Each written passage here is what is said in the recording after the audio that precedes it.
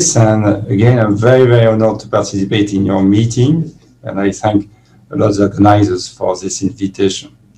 So right now, I will speak about assessment of field responsiveness, why, when, and how. My conflicts of interest for this presentation are on this slide. First, I would like to define what is fluid responsiveness. It is defined as the capacity of the heart to significantly increase its stroke volume or its cardiac output in response to a volume challenge. And I like to refer to the Frank-Starling mechanism with stroke volume on the y-axis and ventricular preload on the x-axis. You know that the mechanism, the curve is not linear, but curvilinear, meaning that if you increase preload for any of the two ventricles, you increase ventricular preload, for example, by giving fluid, and stroke volume increases only if the ventricle is operating on the steep part of the Frank-Starling curve. If you increase preload while the ventricle is operating on the flat part of the Frank-Starling curve, there is no increase in stroke volume. And this condition is called preload unresponsiveness compared to this one, which is called preload responsiveness. And fluid infusion will increase the left ventricular stroke volume and only if both cardiac output, if both ventricles are preload responsive. So there is some chance to increase cardiac output only if you have preload responsiveness of both ventricles. So fluid responsiveness is equivalent to biventricular preload responsiveness. So why to assess fluid responsiveness? There are different reasons, at least 5 reasons. First, because not all patients, even in shock, are fluid responsive. And this is illustrated by this old study now that we performed with Frédéric Michard, and we pulled all the studies that at the time addressed the issue of fluid responsiveness. And fluid responsiveness was defined in these studies by any increase in cardiac output, sometimes more than 0%, sometimes more than 10%, 15 or 20%. Nevertheless, among 406 patients, only 52% of them increased their cardiac output in response to fluid administration, meaning that half of them did not. Another reason is that fluid responsiveness is a dynamic phenomenon. Dynamic phenomenon, it is well illustrated by this study. You know probably this Andromeda shock study performed in Latin America. And this study by Glenn Hernandez and co-workers compared to resuscitation strategies during septic shock at the initial phase, one strategy based on peripheral perfusion markers like capillary time, and a strategy based on the decrease in lactate levels. Interestingly, in this study, in 82% of cases, fluid responsiveness was assessed by the investigators. Only in 18% of them, there was no assessment of fluid responsiveness at the inclusion time. But interestingly, you can see that the degree of fluid response, the rate of fluid responders, which was 70% at H0 time of inclusion, maybe you remember that patients receive fluids before inclusion time, so 70% were still fluid responders at H0, but after some time, H2, H4, H6, and H8, you have a decrease of the infusion rate, of the fluid responsiveness rate, and after 8 hours, only 4% were fluid responders. This illustrates the fact that fluid responsiveness is a dynamic phenomenon. Another reason to assess fluid responsiveness is because fluid infusion in non-responders is risky, with a high risk of pulmonary edema, for example. And we know that also fluid overload in general is harmful. And this is illustrated by many studies. One of them is from Jean-Louis Vincent and co-workers, a sub-study in septic patients. showing that a positive cumulative fluid balance is an independent factor associated with mortality. And this study was replicated many times more recently. And the fifth reason is that the use of fluid responsiveness test is associated with improved outcome. And this is well illustrated by the study coming from Argentina, the group of Arnaldo Dubin and co-workers. It was a multi-center prospective cohort study in patients with sepsis. And interestingly, the use of dynamic tests of fluid responsiveness was associated with improved survival compared to independently of other factors. Just the use of dynamic tests was associated with survival. So it is very important to test fluid responsiveness. Now, when should we test fluid responsiveness? If I take the condition of sepsis, for example, and given that hypovolemia is present in 100% of patients with septic shock, it is logical to infuse the fluid bolus early without any predictor of fluid responsiveness. In other words, be smart, but not too much, and don't waste too much time. Infuse fluids without thinking a lot about fluid responsiveness at the beginning of septic shock resuscitation. And what we propose is to infuse 10 ml per kilogram crystalloid within the first hour. Around this is the starting value, but of course this starting value can be increased if there is a presence of fluid losses, of course, because hypovolemia should be more profound. In case of abdominal sepsis, also because in case of abdominal sepsis, hypovolemia is more profound.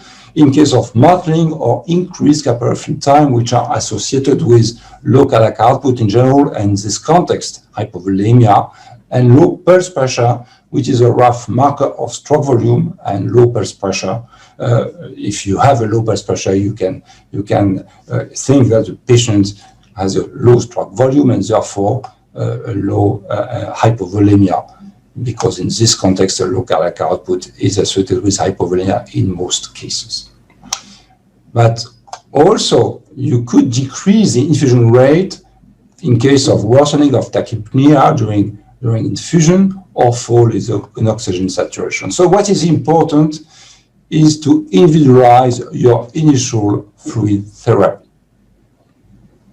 After some time, maybe 1 hour, 45 minutes, it depends on the severity, and if shock persists, it is time to test fluid responsiveness. So the question now is, how should we assess fluid responsiveness? I like to refer to the Frank-Starling mechanism, but just before, I talk about one Frank-Starling curve, but there is not only one single Frank-Starling curve, but a family of curves between a normal heart and a failing heart. And therefore, if you assess preload, only preload, by any measure of preload, this value of preload can be associated with preload responsiveness in case of normal heart, or preload unresponsiveness in case of failing heart. So it's not possible from static measures of preload to predict fluid responsiveness. And this is illustrated by thousands of studies. One of them is a study we performed with David Osman and others in my institution and published 14 years ago now. Time is running. And we measured POP using a Swangan catheter and central venous pressure CVP in patients who will receive a fluid challenge. And we defined responders and non-responders by an increased cardiac output by more than 15% after fluid challenge. And we looked at the baseline value of POP and CVP just before giving fluids. And as you can observe, there was no difference between fluid responders and fluid non-responders in terms of baseline values of POP and CVP, and therefore, cardiac filling pressures are not appropriate to predict hemodynamic response to challenge. And this study was replicated many times, and any measure of preload cannot reliably predict fluid responsiveness. And therefore, international societies like the European Society of Intensive Medicine ESICM, but also the surviving sepsis campaign dedicated to septic shock or COVID-19, recommend using dynamic over static variables to predict fluid responsiveness. But what is a dynamic variable? This is something which can quantify the slope of the Frank-Starling curve at the time you decide to give treatment to your patient. If the slope is elevated, you can think that the patient is fluid responsive. If the slope is low, you can think that the patient is not fluid responsive. How to quantify this slope? We can use some tests or indices, for example, heart-lung interaction indices or passive leg raising tests. Heart-lung interaction indices, they are doable only in patients who receive mechanical ventilation, of course, and the idea behind is that the more the cardiac output or the stroke volume changes during mechanical ventilation, the more likely the patient is fluid responsive. And we have different categories of heart-lung interaction indices. We have the indices related to the respiratory variation of stroke volume, PPV, SVV. And again, high PPV in general is associated with fluid responsiveness, and therefore the patient should respond to fluid administration if you decide to give fluid to the patient. And conversely, low PPV is associated with fluid unresponsiveness. And if by mistake you give fluid to this patient, there is no benefits in terms of cardiac output increase, but there are some deleterious effects in terms of pulmonary edema, development, etc. And this is the first study performed with PPV, and this study with Frank Misha and others, we showed that PPV was far better than CVP and POP to predict fluid responsiveness in terms of sensitivity and specificity. And this is a meta-analysis coming from China, published already 7 years ago, and they already included 22 studies that all address the issue of fluid responsiveness predicted by pulse pressure variation, and more than 800 patients were included. And note that in these studies, all these studies included patients with tidal volume of at least 8 ml per kilogram. As you can observe, the area under the rocker for all the studies, the combination is excellent, 0.94, and the threshold value is 12%. But there are many false positive, false negative cases in ICU patients due to arrhythmias, low tidal volume ventilation, spontaneous breathing activity, etc. So we need also tests. The tidal volume challenge is one of them. I already talked about the tidal volume challenge before, and this is a very simple test which can be used in case of low tidal volume ventilation. For example, if you ventilate a patient with a tidal volume of 6 ml per kilogram, and with Sheila Mayatra and other colleagues from India, we propose to increase tidal volume from 6 to 8 ml per kilogram over 1 minute only. And again, the value of pulse pressure variation to predict responsiveness at 6 ml per kilogram was not satisfactory enough in terms of ROC curve. It was better when we increased tidal volume and we read the value of PPV, but what was far better was a change in PPV when we moved from 6 to 8 ml per kilogram and found a factor value of 3.5%. In other words, if you have a patient with a PPV of 7%, you increase tidal volume, and now if you read a value of 11%, you can assume that the patient will respond to fluid administration, and the opposite is true. If you PPV increases by from 7% to 9%, for example, you can assume that the patient will not respond to fluid administration. It is important not to give fluid to this patient. And it is very helpful in the absence of cardiac output monitoring because you need only an arterial line, no cardiac output monitor to use this test. And in COVID-19 ARDS patients is very helpful because these patients in general are ventilated with a low tidal volume. These patients in general receive a high high doses of sedative drugs, for example, and PPV can be well interpreted in this situation during the tidal volume change. And the expert occlusion test, it is another test consisting in interrupting the ventilator for around 15 seconds at the end of expiration. And this provokes an increase in venous return and preload. And you can consider that it is like a preload challenge. And you can identify full responders by patients who increase their cardiac output during the test, a very brief test of 15 seconds only. And in this meta-analysis with Francesco Gavelli, Xavier Monet, and others, we pooled 13 studies that all addressed the issue of prediction of full responsiveness by the end-expert occlusion test. And we found a very good summary around the ROC curve 0.91, good sensitivity, good specificity, and threshold value of 5%. It is very helpful in patients with ARDS, as you can observe in this category of patients with low compliance of the respiratory system. The effects of end-expert occlusion on cardiac output well predicted full responsiveness compared to pulse pressure variation alone. And again, in my experience, it is very helpful in COVID-19 ARDS patients. There is an important limitation of this end-expert occlusion test is that the patient should not interrupt the test by triggering the ventilator due to inspiratory efforts. And this may happen in 22% of cases if we refer to this study we published 12 years ago now.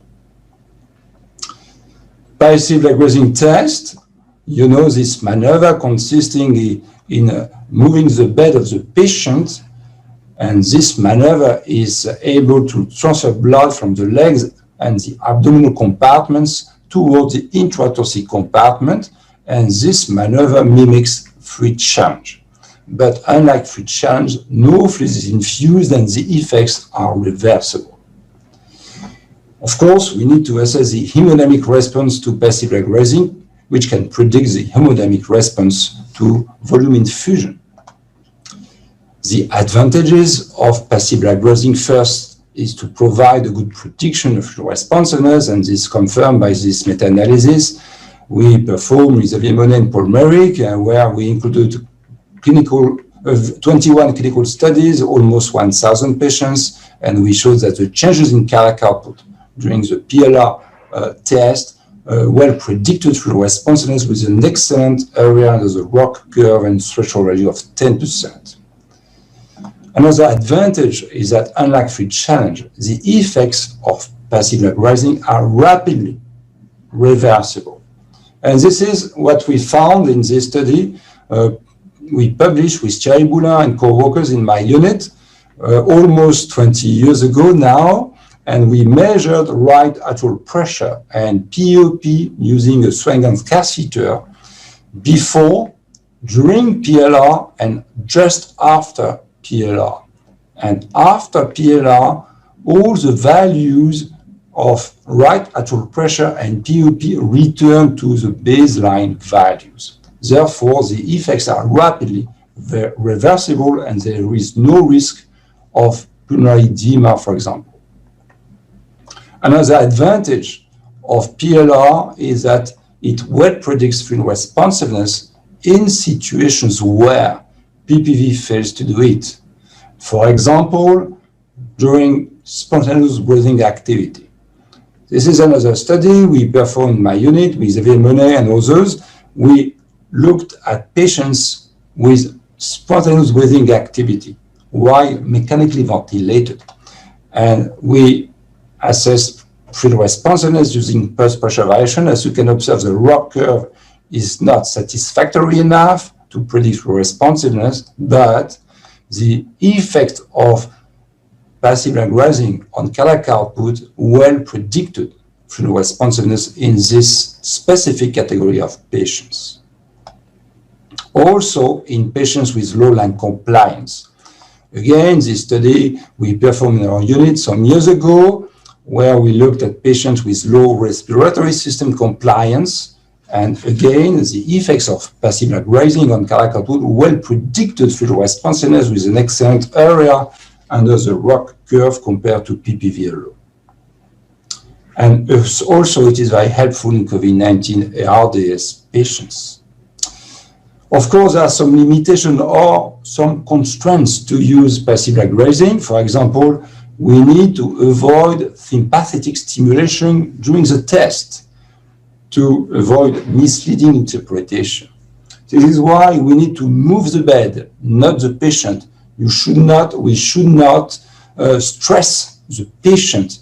Emotional stress, for example, which can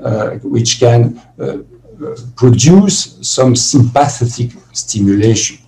So we should monitor heart rate.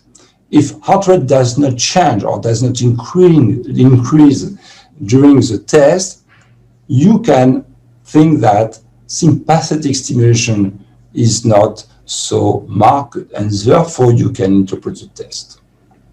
Another constraint or limitation is that you cannot use the response of arterial pressure, and you should monitor cardiac output but not arterial pressure during the test. And in this meta-analysis I already talked about, we also looked at the change in arterial pressure, systolic arterial pressure or pulse pressure. And we found an area under the ROC curve of only 0.77. 0.77, which is good, but not satisfactory enough. In particular, we found very frequent false negative cases.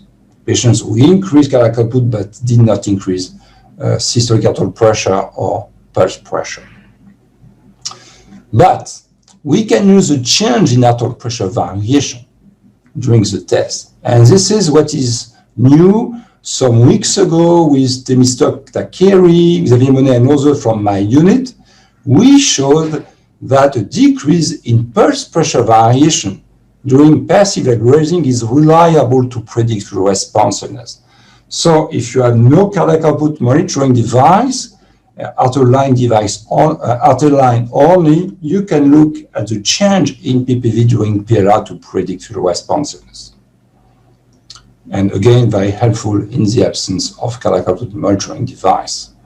Also, another paper which is on the website of British Journal of Anesthesia, not yet published, with Olfa Mzawi and others, we also showed that the change in pulse pressure variation with PLR can predict responsiveness reasonably in patients who are mechanically ventilated but with persistent spontaneous breathing activity. We cannot use the changes in CVP during PLR to replace the change in cardiac output. This is what we found last year with Olfa Mzawi and others. We showed that the changes in CVP during PLR cannot predict fluid responsiveness.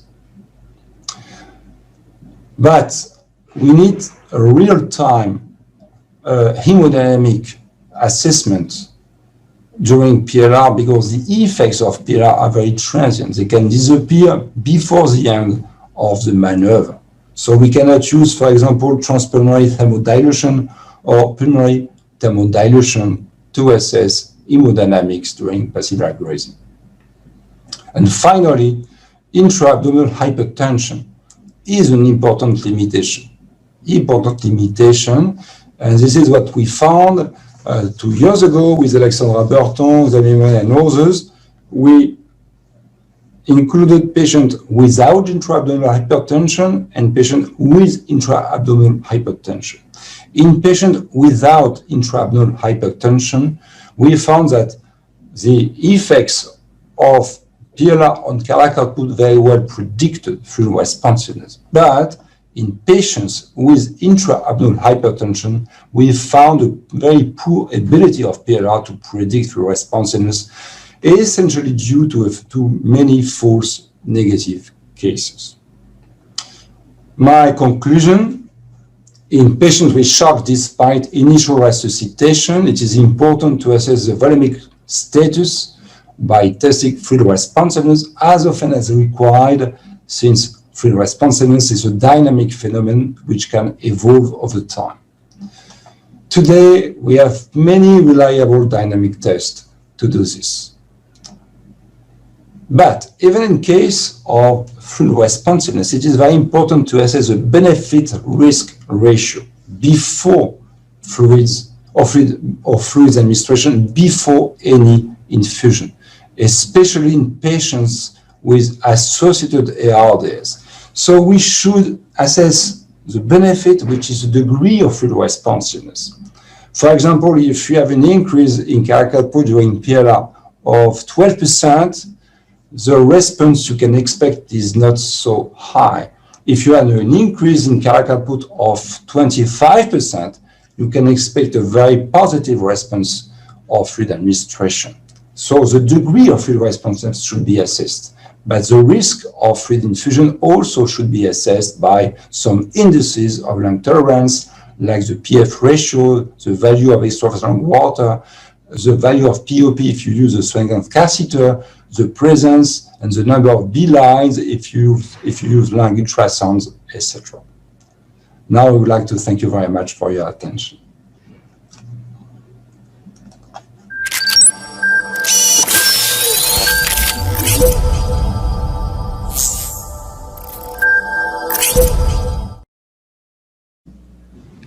Thank you very much, Doctor, once again, Dr. Jean-Louis.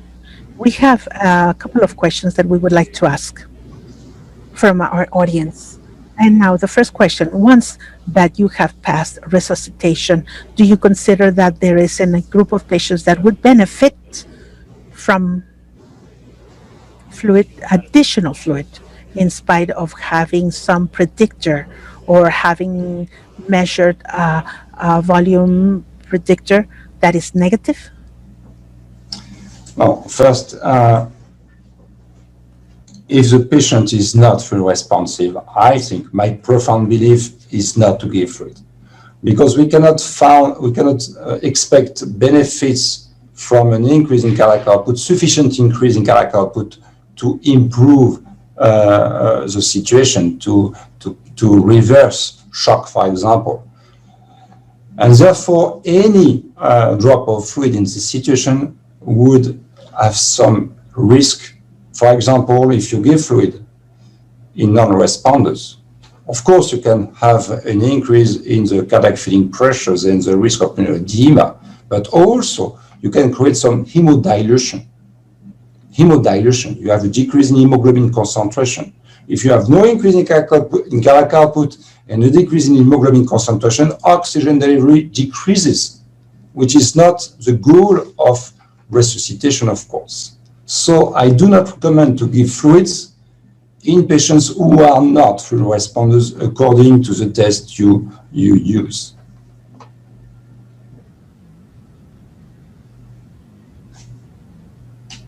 Thank you very much, Doctor. Fully agree. The other question that we wanted to ask, do you believe that the volume predictor test to know in which part of the curve the patient is in the Stark-Stallinger curve, could that be useful to guide the descaling therapy for fluids, like using diuretics, or those patients that in renal therapy, the use of filtration? Will this have a role, or already has an established role? Yes, this is right. We also can use the fluid responsiveness test in the other side for descalation for the decision of fluid removal using ultrafiltration, using diuretics.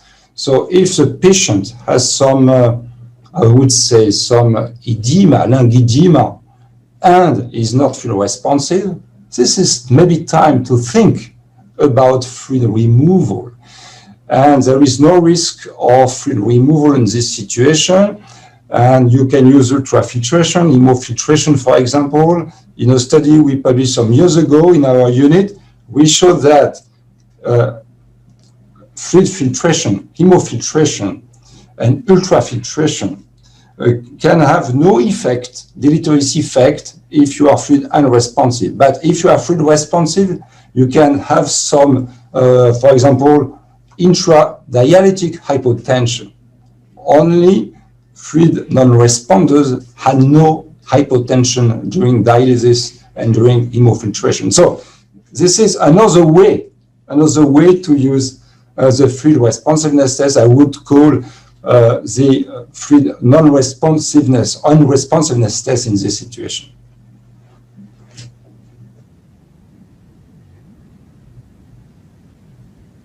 Thank you very much, Doctor. These are the only two questions for this section. We're going to move on to the next section. Thank you very much. Doctor. Thank you.